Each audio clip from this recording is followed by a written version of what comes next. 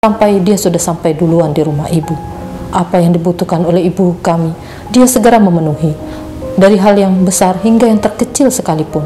Hingga terkait dengan sampo ibu kami ketika habis, sabunnya atau sisirnya yang patah, segera kakak kami ini yang membelikan, membereskan.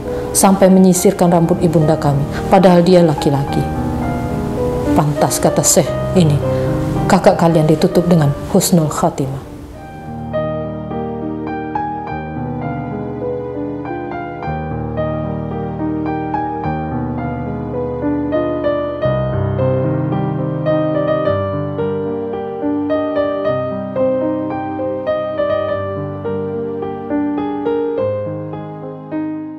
Pemirsa SMKN 1 Bengkulu TV yang dirahmati Allah.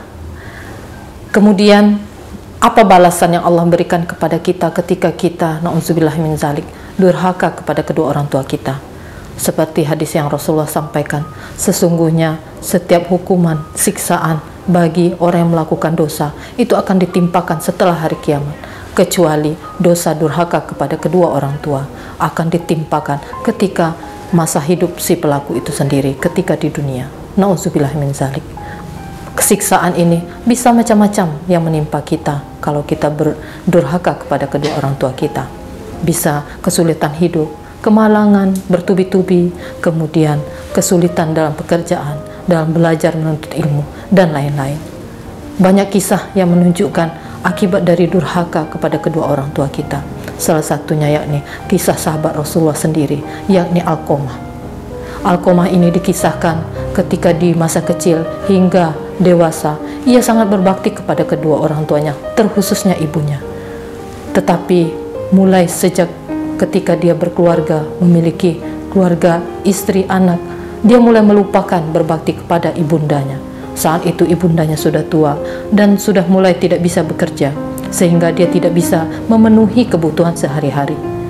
Dan dia sangat kecewa ketika Alqamah semenjak menikah jarang sekali mengunjungi ibundanya yang tinggal beberapa jauh dari tempat tinggal Alqamah. Suatu hari ketika Alqamah sakit keras, dan ketika sakit keras itu Alqamah seperti yang tidak bisa ditolong lagi, sehingga dia sangat lemah sekali untuk bangun dari tempat tidur.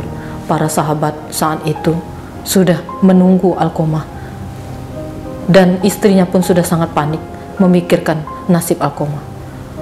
Dan karena kondisi Alqamah saat itu sudah sangat lemah, matanya membengkak, wajahnya sangat gelisah, maka para sahabat saat itu mengelilingi Alqamah dan bersiap ingin mentalkinkan Alqamah. Semua sahabat heran ketika dicoba ditalkinkan, Alqamah ini tidak juga bisa mengucapkan la ilaha illallah, kalimat yang sangat ingin kita ucapkan agar kita mendapatkan husnul khatimah di akhir ayat kita. Tetapi kondisi Alqamah saat itu sangat tidak mampu, bahkan dia sangat gelisah dan matanya sudah sangat membengkak. Kemudian para sahabat berpikir, apa yang salah dengan Alqamah? Padahal di masa hidupnya Alqamah ini terkenal sangat taat beribadah dan sangat rajin bersedekah.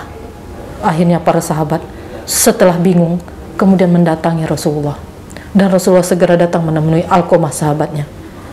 Setelah dilihat oleh baginda Rasulullah, baginda segera mentalkinkan Alqamah. Tetapi apa daya, talqin yang disampaikan oleh Rasulullah pun tidak bisa diucapkan oleh Alqamah.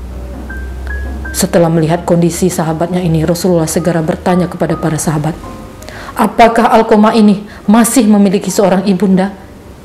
Kemudian para sahabat pun langsung menjawab, masih ya Rasulullah, ibundanya tinggal di kampung sebelah. Segera panggil ibundanya dan bawa dia segera ke sini, kata Rasulullah. Segera kemudian para sahabat membawa ibunda Alqamah.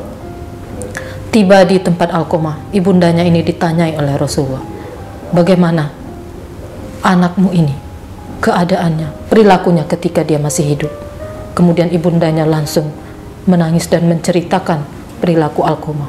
Ketika masih muda dulu ya Rasulullah, Alqamah ini sangat baik kepadaku. Tetapi semenjak dia berkeluarga ya Rasulullah, dia sangat jarang mendatangiku, sangat jarang mengunjungiku, dan sudah lama dia tidak memberi aku bahan makanan yang aku butuhkan untuk kehidupan sehari-hari. Dan dengan kesedihan hati inilah ternyata yang menyebabkan Alqamah sulit untuk mendapatkan husnul khatimah. Baiklah kalau begitu, Apakah ibunda ingin memaafkan Alqamah dengan perlakuannya semasa hidupnya? Ibundanya hanya diam pada saat itu. Melihat ibundanya diam, langsung Rasulullah memerintahkan kepada sahabat untuk mengumpulkan kayu bakar di luar. Ada apa ya Rasulullah, kata para sahabat. Untuk apa kayu bakar ini ya Rasulullah? Silakan kalian persiapkan dan kita bakar saja Alqamah ini. Kenapa ya Rasulullah? Kenapa Alqamah dibakar? Padahal dia jelas dulu di masa hidupnya sangat taat beribadah kepada Allah. Lebih baik, kata Rasulullah, dia dibakar di dunia ini daripada dibakar di akhirat, di api neraka. Kemudian saat itu langsung ketika api sudah menyala, ibu Alqamah mendatangi Rasulullah. Ya Rasulullah, penyeru sekalian alam, hamba saksikan ya Allah, mulai sekarang hamba maafkan seluruh kesalahan Alqamah dan hamba relakan semua perbuatan yang beliau lakukan kepada hamba. Dan saksikanlah ya Rasulullah, hamba relakan, hamba maafkan seikhlas-ikhlasnya apa yang dilakukan Alqamah kepada hamba. Setelah ibundanya mengucapkan hal itu, barulah Rasulullah mendatangi Alqamah dan terlihat muka Alqamah bersih dan tersenyum, segera mengucapkan kalimat talqin yang menutup hidupnya sehingga mengucapkan la ilaha illallah, sehingga insya Allah husnul khatimah. Demikian kisah Alqamah yang sangat memilukan ketika kita berbuat jahat kepada kedua orang tua kita. Walaupun kita beribadah sebanyak-banyaknya, melakukan haji mungkin, melakukan sholat, melakukan ibadah sunnah, sedekah, tetapi ketika kita menyakiti terkhusus hati ibunda kita, maka pasti akan Allah timpakan siksaan kepada kita. Na'udzubillah min zalik. Pemirsa SMKN 1 Bengkulu TV yang dirahmati Allah, tadi telah kita sampaikan bagaimana keutamaan ketika kita berbakti kepada kedua orang tua kita, dan bagaimana azab yang Allah timpakan kepada orang yang durhaka kepada kedua orang tua kita. Lantas bagaimana cara kita berbakti kepada kedua orang tua kita?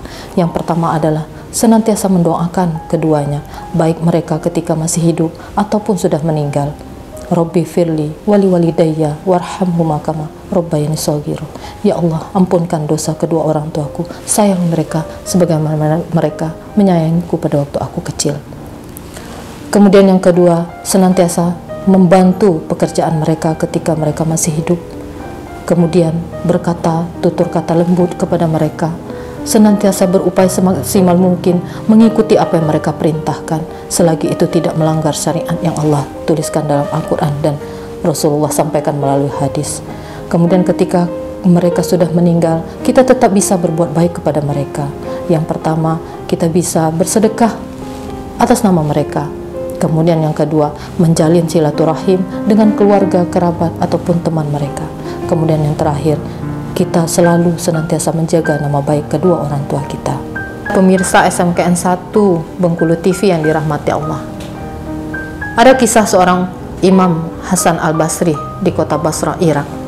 Imam Hasan Al-Basri ini adalah seorang ulama terkenal yang merupakan anak dari pembantu dari Zaid bin Sabit. Suatu hari Imam Hasan Al-Basri ini didatangi oleh seorang pemuda. Beliau bertanya kepada Imam Hasan Al-Basri, "Wahai Imam, aku memiliki seorang ayah yang kurang lebih 10 tahun ini dia menderita sakit dan lumpuh, tidak bisa bangun dari tempat tidurnya. Selama kurang lebih 10 tahun ini, ketika mohon maaf beliau buang air kecil dan buang air besar, akulah yang menampung dan membersihkan kotorannya dengan kedua tanganku ini, dengan tanpa rasa jijik sekalipun." Pertanyaannya, apakah yang aku lakukan wahai Imam ini sudah bisa membalas jasa dari ayahku dulu pada saat aku masih kecil? Dijawab oleh Imam Hasan Al-Basri, belum sama sekali. Ketika kita masih kecil, kedua orang tua kita membersihkan kotoran kita, itu niatnya menginginkan kita supaya kita hidup besar, terpandang, sukses di dunia maupun di akhirat.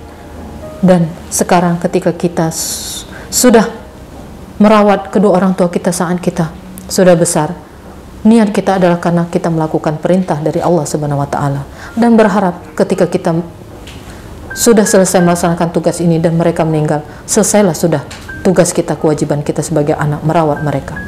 Beda niat antara kita dan orang tua pada saat merawat kita.